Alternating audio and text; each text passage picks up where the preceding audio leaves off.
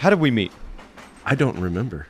I think I was thinking about it a second ago. I was like, I think this is the only time you and I have ever talked in like a quiet space with one another. So not in a bar. Probably at a RTB.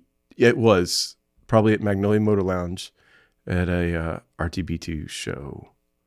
I don't remember what year it was. It was like it would have been like 2014 or 2015 probably. Okay. Which feels like a long time ago now. But I think that was the first time we probably ever met because I knew Ryan kind of before that. So that might have been it. Via like songwriter circle. I think so. I think I just seen y'all play somewhere and just reached out to him and was like, please come play a show with me. Because I love what y'all did. So. And you hadn't seen Raised Right Men at that point? Mm-mm. That's funny because I've played Magnolia so many times in Raised Right Men that I forget that I probably played there with RTB2 before. Yeah. Before I did with... Yeah, because I vaguely... I think I could find the poster on Facebook or something because I vaguely remember Beckman being excited about it, that I got y'all to come play somehow. But I think that in my head, in the memory that, is my reality, that's how it happened.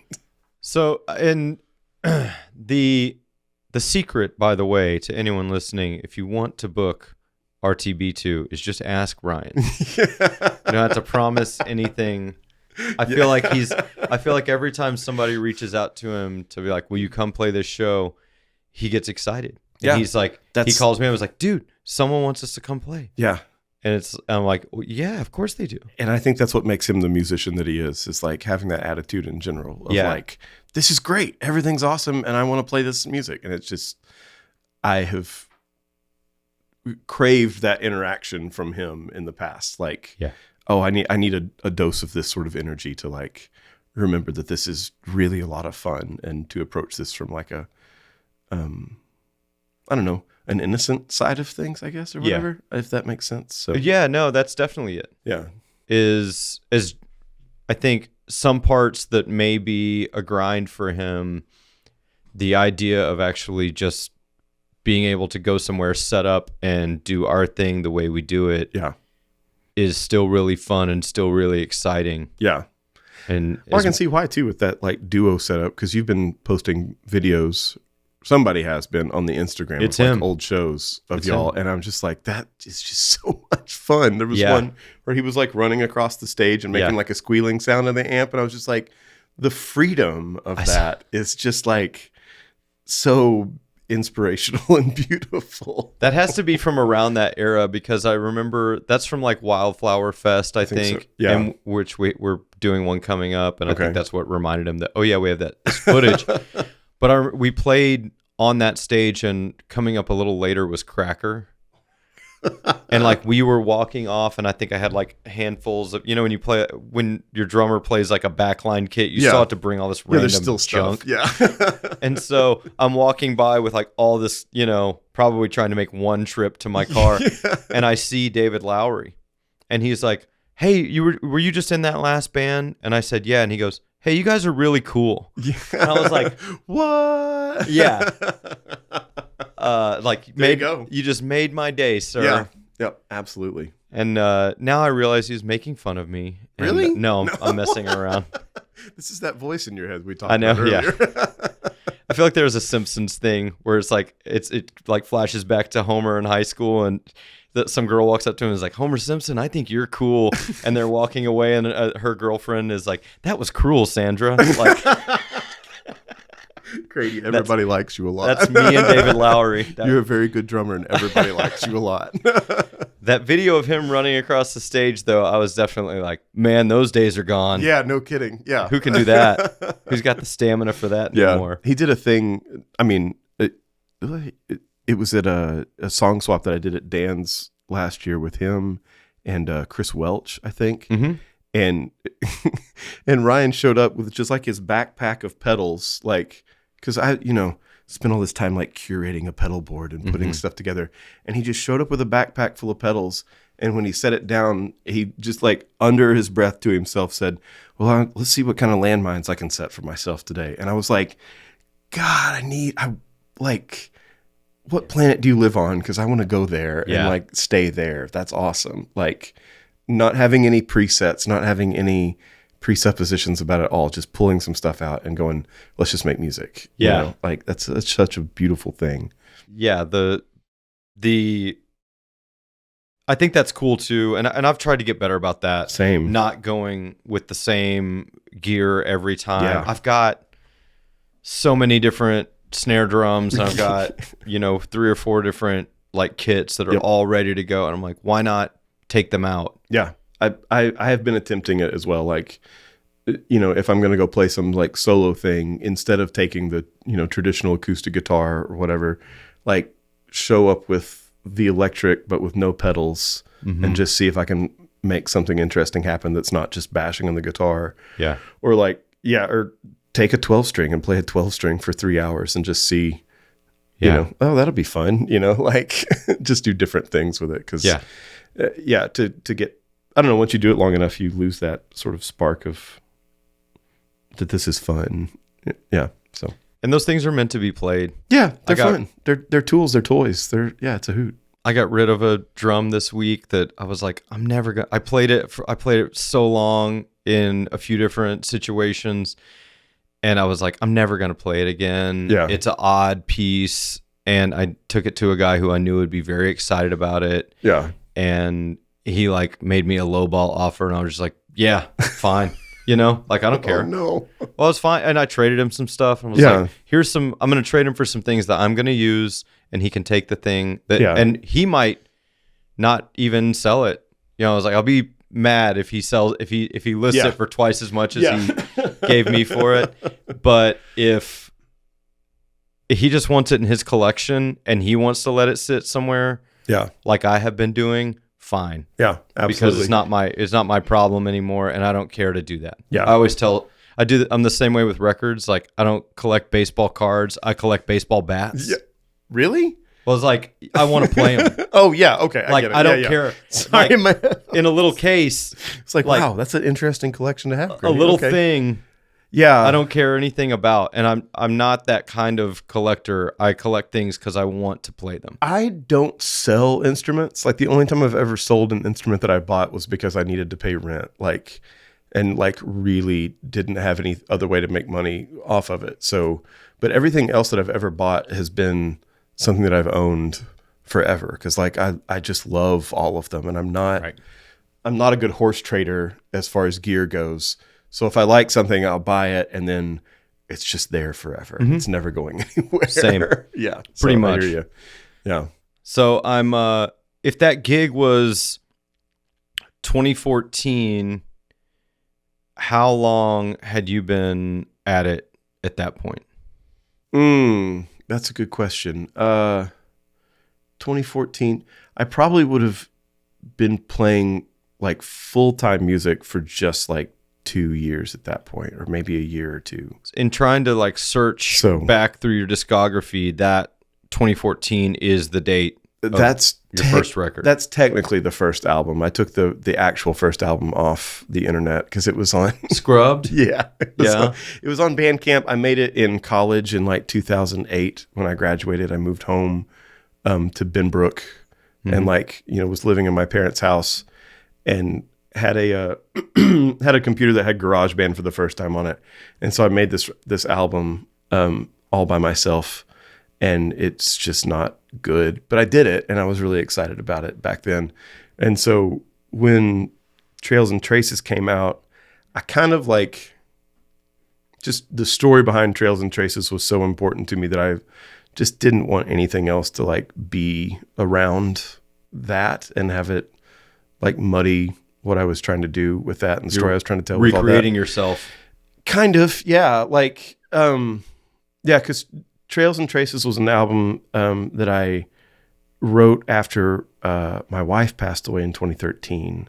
And so it was really special to me in 2014 to be like, this is everything that I want to talk about. And anything prior to this was like sort of just goofing around. Right. Does that make sense? Yeah. So I took that all down off of Bandcamp after that. But there were like there's older stuff that's still up on Bandcamp from that same period that like happened because of her. So that stuff is still up. Like, so yeah, it's weird to take something off the internet and be like, oh, that doesn't exist. I'm sure it's on MySpace or somewhere, you know, somewhere deep in the bowels of the internet. But yeah, so there's still old stuff that exists, but that album particularly, I just didn't really want to have it up anymore. Okay. So 2014, it looks like 2014 is like when I first released like an album, but then there's older stuff on Bandcamp that's like from 2010 singles, I think. Yeah, things. like I did like a couple of EPs, like, and those were like closet recordings as well, you know, just in my in the closet with GarageBand making stuff. That was in San Francisco that I was recording that stuff. So really, yeah. So where'd you go to college? I went to Texas Tech. Okay. So, and that's where I wrote all the songs on the album that got scrubbed, was at Texas Tech. And that was like, you know, your classic sort of like coffee shop sad boy music. So I wrote all those. And somebody even the other day came to one of my shows that was at Tech at the same time we were friends. We played in a couple of ensembles together. And he like made a reference to one of the songs on that album, and I was like, "Don't tell anybody about that." Yeah, like, I was like, "That's between you and me, buddy." Yeah, I'll find you. Yeah, I'll hunt you down. So, yeah, that's awesome. Did you meet your wife out there? No, we'd known each other since we were kids. Really? So, yeah, we'd known each other a long time. So, okay, yeah. And then, I'm sorry, you know, you like. Totally, yeah. She passed away. Yeah, she passed away in 2013. So Okay. that was like, and she was like a lot of the inspiration, like behind me, like even making music in a like original format to begin with. Like prior to getting married, I don't think that I thought I did it, but I didn't like take it seriously. Like I didn't think that it was a thing that people could actually do. And she really encouraged me to do it, especially when we lived in San Francisco. So that was a lot of like trying to write songs intentionally and like going out to open mics and doing all that kind of stuff. So like, that's cool. You know, actually attempt to sort of make a life of music at that point. So that's a cool narrative. It seems like usually guys get married and then they stop making music. She's a very inspirational person. Sounds like yeah. it. And so, and then her passing away, and then that definitely was like, what's the Trails and Traces is that album in 2014, and you were very much like, I'm doing this, like I'm on my own now, and I'm just gonna get out and do this. Yeah, I mean, I think naively, I didn't know, I still didn't like believe that it was a thing that you could like have a career in, and I still struggle to like have a career in music. Yeah, like, can you? Whatever. Yeah. Have you found out yet? I do currently, which is a blessing. It's wonderful, but you have to do some finagling. But back then, I don't know. She had just encouraged me to do it, and after she passed away and put that album out, like it was just like the only thing that I wanted to do. And when something happens that early on in your life, you sort of realize that nothing really matters anyways. So like, why not just do the things that you want to do? Yeah, like nothing says like all these expectations that were there beforehand. Yeah, exactly. Like, you know, like, oh, there's a timeline for these things and this is how life goes. And you suddenly go, oh, no, it doesn't have, no, there's no rules. Like you can just do any, like. Did she pass away suddenly? What, like, do you care to get into that at all? Yeah, she had an extremely rare form of brain cancer. So yeah, it happened pretty quick, and sort of surprisingly. So yeah, it was definitely one of those moments where you're just like, wait, I don't think reality is what I thought it, what I had been told that it was, you know? And so that's definitely led me into, over the past like 12 years of just being like, yeah, I can just make music. Like I can go do and be whatever I want to, sort of with her blessing prior to that, of her encouragement of it, but then also just, it sort of, I guess, sadly or darkly realizing like, oh, none of this matters. Yeah. You know, like, okay, cool. Well, I'll just do whatever I want to do. You know, I've definitely had that, like, I don't know, a traumatic experience or something that definitely informed my decisions for the next couple years. For sure. Yeah. Sometimes in a good way. I mean, obviously, I think there's a sense to maybe be self-destructive or to like really fall like further down into the sadness than certainly than that person would want you to or whatever. Yeah. But I remember I was having a really tough time. This was like 2017, 2018, and I was struggling in a lot of ways. I can look back on that as that was a bad year. I had a bad time, and a couple like opportunities came my way, and it was easy. I would sweat over them a little bit, and I would go, I don't want to do that. I'm sorry. Tell whoever was trying to get me to join this band or whatever, and good opportunities, things that I wonder how my life might be different if I had taken them, but I came to, I remember sitting on my bed and going, no, that's not what I want to do. Yeah. I don't care for that. Yeah, and absolutely. I'm going to keep, and there's a bit of, you're just resolved to go, no, I'm not going to do that. I'm going to do this. I'm going to do this better. Yeah. And I'm going to make this better. Yeah. This situation isn't what I like, or it's not perfect right now, but I'm going to keep pushing it further rather than abandon it. Absolutely. And move on. Yeah. And I don't know, there's like an abandon to those moments that is like, can be both very creative and destructive. And I think it's important to acknowledge it and lean into it in those times, because I don't know, I guess philosophizing always makes me uncomfortable about it, because like I don't really know anything about anything. So there's an element of it that like I feel like I have some beliefs about it that I'm like, yeah, if something traumatic happens, like just ride the wave, man, like just go for it. Mm-hmm. And then, but that doesn't work out for everybody. So you do not endorse this message. Yeah. Like I've been lucky to have a lot of people around me that like ushered me through that moment of like having that abandon and having that sort of like processing all of that through music, and in the midst of processing it through music, also sort of like building something for myself that was sort of an escape hatch at the other end of it. Mm-hmm. So yeah, I don't know that everybody has that opportunity, but I definitely did. So mm-hmm. It was a good thing for me. I think you'll see there seems to be a lot of, I'm interested in a lot of musicians, and you find that in a lot of people's stories, there'll be something of like, there'll be maybe a time where they weren't maybe taking it very seriously and they went through something traumatic, and you see this trajectory moving forward where this was definitely a line for sure that was drawn. Yeah. And they started moving in a much more direct direction. Yeah. For lack of a better word. But yeah, just being like, okay, never mind what I thought I was doing here. I'm going to this place. Yeah. Well, and I for me personally, like, I agree with that 100%, but I think it was just making music after 2013 was just like the only thing that felt good. And that sort of like burst of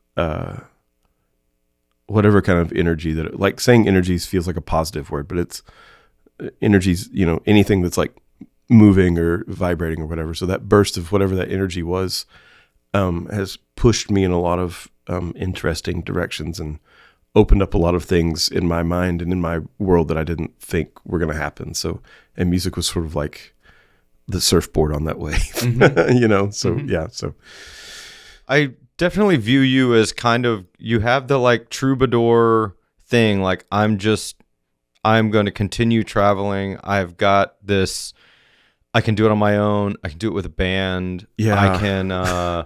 I can be a part player. Yeah. I've played a gig with you on bass. Yeah. And like, I see you in it being like I can fit into several different situations, but if it all goes to hell, I still have my guitar, I still have my songs, and I can just carry on that way. Yeah. Do you view yourself that way? Yeah, I guess so. Yeah, I mean, I've always loved playing music. Like I've been playing since I was a kid. So like I've always loved it, but I've never been like, I don't think my attention span's like long enough to focus on one thing for as obsessively as maybe you need to become like, okay, we call this guy for lead guitar and only lead guitar. Like, so I can come play lead guitar and it's all right. You know, it's good. And I like the way that I play. But then the same thing for like bass, or like I played keys with Red Shahan for a while. Like, so I can do like lots of different things, but I'm not like the greatest dude in the world at them, but I'm curious enough that I can be like, oh, I can figure this out. Yeah. Like, you know, let's do this, or, you know, like, or I can, I don't know, more than troubadour, I think of myself more as just like a good listener. Like I just try to listen really close to everything and just be like, what's the instrument that I can fit in here? Like, where can I get something in at this point? So, the troubadour thing, I guess, is more, like, yeah, with the writing of my own songs and stuff like that. Cause that's originally what made me want to do everything, was like writing my own songs, and then sort of getting into that world of playing with people and having bands and realizing like, that I was playing with like some really highly professional people that had been doing it for a long time with lots of other people on like world-class stages, and be like, oh, that's a thing you can do. It's just, I had no idea. I thought you just wrote songs and played them, you know? Yeah. So getting into that world and being like, oh yeah, I'm a good enough guitar player that I can hang, you know, like, sure, I'll take that call, you know, like, yeah, I can do that. So I try to stay flexible and just open to it all, because it's all playing music and it's all fun. Like I did a guitar, I played guitar for somebody this weekend, and like just had so much fun just standing and playing guitar all night. Like, because I just got done doing a big thing with my own music, and then was like, oh yeah, I'll take this guitar gig. Like that sounds great. And yeah, for just an hour and a half, just had the best time just noodling on the guitar and like finding parts, you know, and like playing somebody else's songs, and was just like, yeah, this is all beautiful in its own way. So. Yeah. Writing is kind of where it starts and ends with you, though? Yeah, kind of. I mean, I started playing classical guitar when I was a kid, so that was what like got me doing it, because, you know, like when you're a kid, your mom makes you take piano lessons or whatever, and I didn't like piano. So my mom was like, I said I wanted to play guitar, and she said, okay, but you're going to do it the right way. None of this strumming business. So I like got like, yeah, we had, I had a couple of classical guitar teachers, and took classical forever. And yeah, even that, like, I don't think I realized what was going on, or that I was like, that there was a potential to make music in any other way other than playing classical guitar. Like I was like, this is what you do. Like I'll go do some, you know, auditions or whatever. And how old were you then to start? Probably like 10 or something. A great age to start. Yeah, I think it was around then. Like that's about as young as I would start a guitar student these days. But yeah, like just played classical forever and just thought, yeah, this is the world that I'm going to be in. And then realized like, oh, I'm not that good at classical guitar, like compared to these other people that are like really doing full on recitals and auditioning for colleges and stuff. And that's when I got into like, you know, steel string and playing at church and all that kind of business. So when did you first write? The first thing I wrote was in 2004, probably. Yeah. So not super long ago compared to some people, but yeah, 2004, I was at, Tarrant County College, and they had us doing we had to like write a paper about an exhibit at the Amon Carter Museum, which was, I had no like, okay, cool. And it was Avedon's, excuse me. It was Avedon's In the American West. Have you seen those pictures? That sounds very familiar. They're incredible. They're these giant, like room-sized photographs that he took because he was like a fashion photographer. And so he went out to like all these rodeos in like the 70s, basically, and was just taking pictures of people in these like super high def black and white images, but then blowing them up. I mean, they're huge. They're like floor to ceiling. Sounds like something I would really like. It's phenomenal. And the Amon has that collection. Like that was the Amon commissioned him originally to do that in the 70s. Cool. So anyways, really beautiful exhibit. And yeah, I wrote a song about one of the, like I wrote the paper, but then like as I was leaving the museum, I remember I sat down and was like, I want to write a song. I don't know how to do that. And like just sat and worked on this song about one of the pictures for a while and just made up a story about this guy. And it was like, it's funny because it was like the first song that I wrote was a story song about somebody else that I didn't know. And then everything else after that has been like deeply personal stuff. Mm-hmm. But that was sort of like the end to it was, yeah, writing a song about someone else. So now that I'm thinking about it. You're like, I'll externalize it first, and you're like, oh, wait, that's what I have happened. All these other stories, yeah. Well, who's your hero? Who do you like music wise, like songwriting? I think so, wise? Yeah. I don't really know. I grew up on a lot of like Jim Croce, and a lot of like Bread. Remember the band Bread? Yeah, I love Bread. Like my parents loved like soft 70s rock stuff, like Christopher Cross. Yeah. Like, oh man. Yeah. So all that really like, that was sort of my earliest exposure to like music that wasn't classical music or church music or like the oldies station, you know? So that sort of stuff. And then my dad, when I turned 16, like gave me a Tom Petty tape or whatever it was. I guess it was a CD at the time, and was like, "This is what I used to listen to when I was your age." I was like, "You could have shown me this way before now." Yeah, I was ready. Yeah, so I would say after all that, like Tom Petty and all that kind of stuff would be like sort of my biggest sort of heroes in the songwriting world. So you came in a little bit before me. How many takes did you do of Take Care? One. Yeah. Perfect. Yeah. Nailed it. Yeah. Okay. Hopefully nailed it. We'll see. Sounded great. Yeah. And so why'd you pick it? That song, it is like this, what like I said, I put out that album last year, and what album? It's called, the album's called Turning, and it's sort of the third album in the, like there's Trails and Traces, and then there's Sierra Madre, and then there's Turning. So there's like this trilogy of albums in my mind that like they all fit together as a piece. And so Take Care's one of the songs on Turning that like for whatever reason, like I really enjoyed the way that it sounded. And so I emailed a bunch of radio stations and sent it out and, you know, just thought, you know, we'll see what happens. And it got picked up by like a bunch of different places, which was super surprising. And then also like has like hit the algorithm on Spotify for whatever reason. And so like, I don't know, people just really, really like that song. And that's a song that I got told, like I took that to Nashville one time to this publisher, and he told me like, yeah, you need to like, he said, if you can put a truck in this song, it'd be great.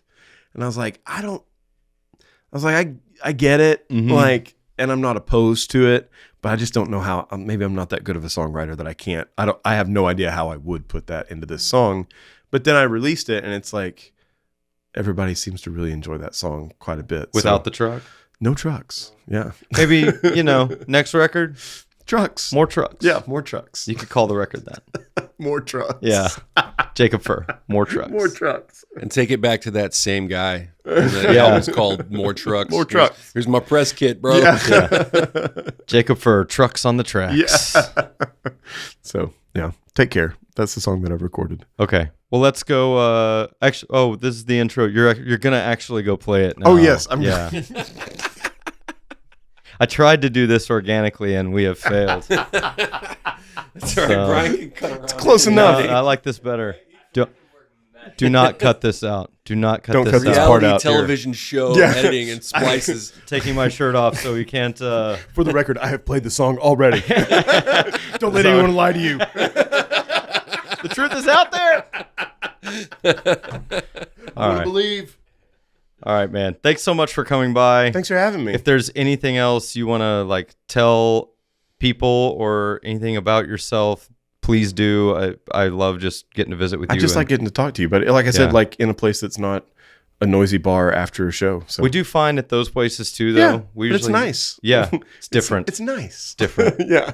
We'll hang out in a quiet place again soon, yeah. I hope. I'm into it. Awesome. Thanks, Here for man. it. Thank you.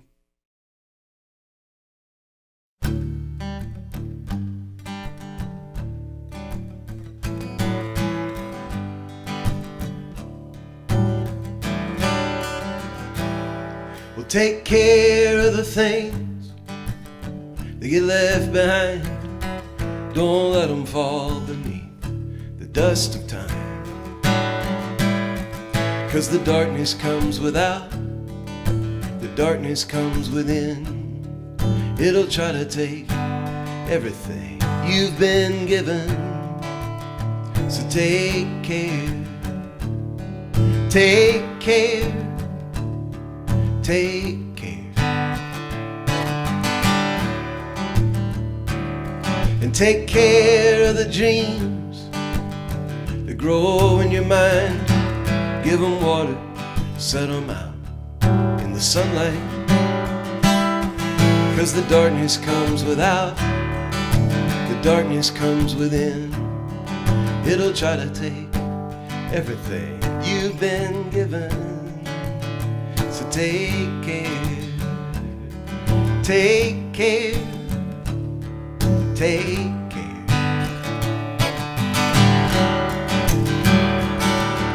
And hold it all freely and let it go easy.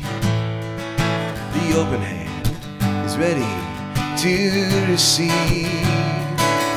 Yeah, hold it all freely and let it go easy. The open hand is ready to receive. So take care, take care, take care. And take care of the well that's in your heart.